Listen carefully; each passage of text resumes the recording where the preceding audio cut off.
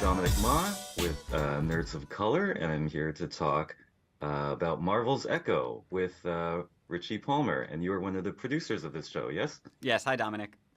Hi, it's nice to meet you today. You too. One of the first things that stood out to me was this is under the Marvel Spotlight banner, which I take it to mean there'll be some content that is at least PG-13, if not R-ish. Can you talk a little bit about the freedoms or challenges involved with that? Yeah, there will definitely be some content that is only suitable for mature audiences on this show. But that's not all Spotlight means to us. Spotlight really is because this show, at its heart, through all the TVMA violence and grit and blood and action, is a story about a really complex character. It's an emotional story about a complex character from the comics that otherwise wouldn't get their chance in the spotlight. You know, Maya Lopez is a relatively obscure character from an iconic run of Daredevil comics from the late 90s and is a character that we've always wanted to play within our universe. Hey, there you go. Exactly. That's David Mack, specifically what I'm talking about.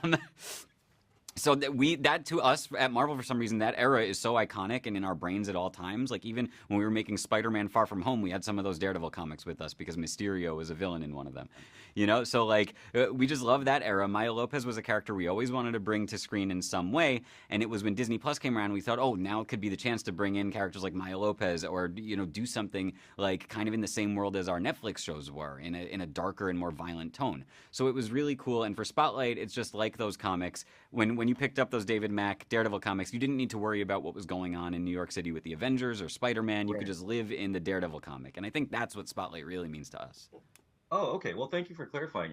And I'd like if you could talk a little bit more about that because I follow Marvel comics, and yes, I think of Echo as a relatively lesser known character, a very important one though. But you know, she's not the ones that leap out like the original Avengers characters. Yeah, it was kind of freeing because we got to kind of do whatever we wanted. You know, we introduced Maya Lopez and we weren't shying away from the fact that she's a villain in the comics when we meet her, and she's a villain on Hawkeye when we meet her. She's really a badass, and when we meet her on our show, she's got aspirations to be the most badass of all. She wants to be the queen pin of crime, you know? So I think that was exciting, and we got to do that because she was a lesser known character. And then we got to introduce all these side characters with her that are some of my favorite parts of the show, is her family that we introduced.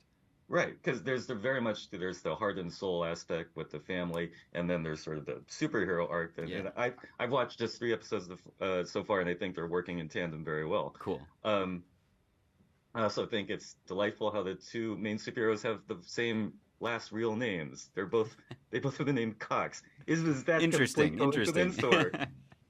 No, that is a echo like everything else on this show. I was going to ask if you read the comics, but you clearly have. You're coming from the Marvel side of things. Is that correct?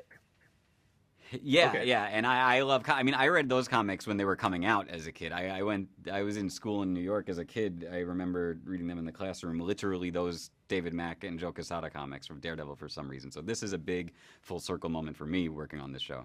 Yeah. Oh well, that's good to hear. Yeah. No, it's a very special run. You know, I love stuff from the Daredevil side of things. And I guess I ask you about what's coming up in the Daredevil part of the universe, but I bet you probably can't say. But well, I don't want to. Born again at some point, right? Yeah, okay. No, I don't want to step on the toes of the team that's working on the Daredevil series. But you know, the hope always with introducing a character like Maya is that you'd see her again one day. And I think that in terms of seeing, you know, where Daredevil and Kingpin go in the future, I would say stay tuned to the end of our show, and I think we do tease a little bit, you know, how Kingpin's story might continue to unfold. Okay, great. Well, thank you so much, Richie. It was really good to talk with you today. Thank you, Dominic. Good luck with everything. Thank you. The activists, directors, comments and the lectures, fanboys, professional artists and professors. Maybe a nerd who's just like you, talking about the things that you like too. So I invite you to the NOC. In full color, you see me.